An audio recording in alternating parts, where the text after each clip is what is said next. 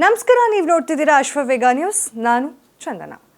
ಈಗ ನಮ್ಮ ಭಾರತ ಸಿಕ್ಕಾಪಟ್ಟೆ ಡಿಜಿಟಲ್ ಇಂಡಿಯಾ ಆಗೋಗ್ಬಿಟ್ಟಿದೆ.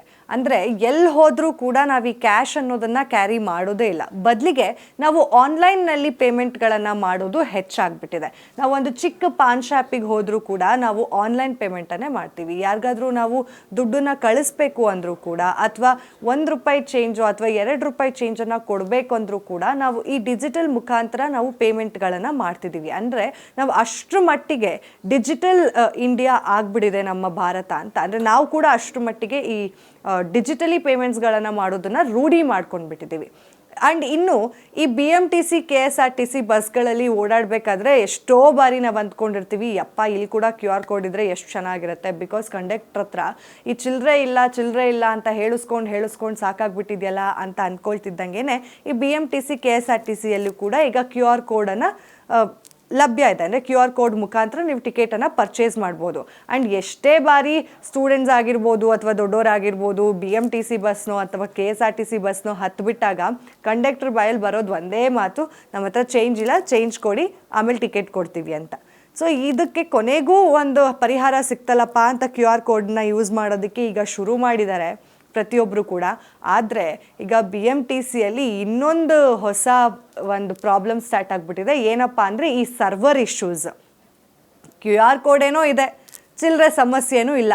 ಆದರೆ ಈ QR ಕೋಡ್ ಸರ್ವರ್ ಇಶ್ಯೂಸ್ ಈಗ ತುಂಬ ಜಾಸ್ತಿ ಆಗ್ತಾ ಇದೆ BMTC ಬಸ್ಗಳಲ್ಲಿ. ಈ ಕಡೆ ಕಂಡಕ್ಟರ್ಗೆ ಕ್ಯಾಶ್ ಕೊಟ್ಟು ಟಿಕೆಟ್ ತೊಗೊಳ್ಳೋಣ ಅಂದರೆ ಚಿಲ್ಲರೆ ಇಲ್ಲ ಅಂತಾರೆ. ಸರಿ, QR ಕೋಡ್ನ ಸ್ಕ್ಯಾನ್ ಮಾಡಿಬಿಟ್ಟು ಟಿಕೆಟ್ ತೊಗೊಳ್ಳೋಣ ಅಂದರೆ ಸರ್ವರ್ ಇಲ್ಲ ಅಂತಿದ್ದಾರೆ.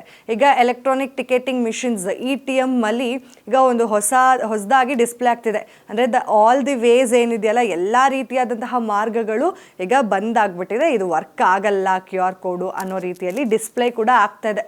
ಸೊ ಜನಕ್ಕೆ ಇದು ಒಂಥರ ಹೊಸ ಪರದಾಟ ಆಗೋಗ್ಬಿಟ್ಟಿದೆ. ಯಾರೆಲ್ಲ ಬಿಡಪ್ಪ QR ಕೋಡ್ ಇದೆಯಲ್ಲ, ನಾವು ಟಿಕೆಟ್ನ ತೊಗೊಳ್ಳಲ್ಲ ಅಂತ BMTC ಬಸ್ನ ಹತ್ತಾರೆ, ಅವ್ರಿಗೊಂದು ಹೊಸ ಪ್ರಾಬ್ಲಮ್ಮೇ ಇದು. ಆ್ಯಂಡ್ ಸಂಜೆ ಮೇಲೆ ಯಾರೆಲ್ಲ ಈ ಒಂದು BMTCಯಲ್ಲಿ ಟ್ರಾವೆಲ್ ಮಾಡ್ತಾರಲ್ಲ, ಅವ್ರಿಗೆ ಇದು ಒಂಥರ ಸಿವಿಯರ್ ಪ್ರಾಬ್ಲಮ್ ಆಗಿಬಿಡುತ್ತೆ. ಯಾಕಂದರೆ ಸಾಕಷ್ಟು ಜನ ಈ ಈವ್ನಿಂಗ್ ಟೈಮ್ನಲ್ಲಿ ಟ್ರಾವೆಲ್ ಮಾಡ್ತಿರೋದ್ರಿಂದ, ಸಾಕಷ್ಟು ಜನ QR ಕೋಡ್ಗಳನ್ನು ಯೂಸ್ ಮಾಡ್ತಿರೋದ್ರಿಂದ ಆಟೋಮೆಟಿಕಲಿ ಸರ್ವರ್ ಇಶ್ಯೂ ಅನ್ನೋದು ಸಿಕ್ಕಾಪಟ್ಟೆ ಜಾಸ್ತಿ ಆಗುತ್ತೆ.